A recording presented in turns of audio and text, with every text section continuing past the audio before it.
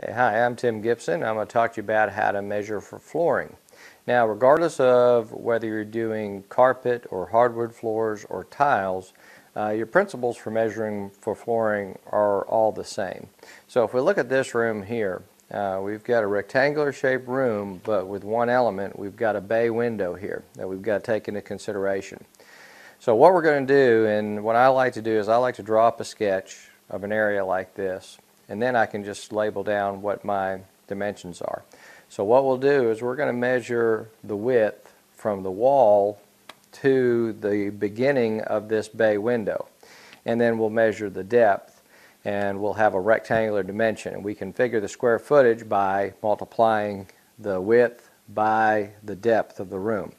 Now for the bay window, it's a little bit more of a calculation to it. I've got this, what I'll do is I'll measure, and I've got the long opening of the measurement, and then I'm going to go back by the window and measure that short.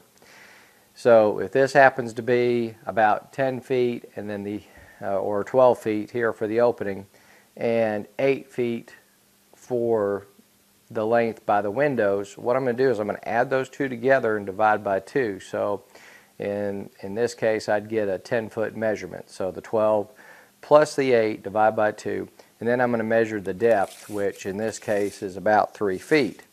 So by doing that, I measure the long, add the long side to the short side, divide by 2, and measure the depth, and that'll give me my square footage.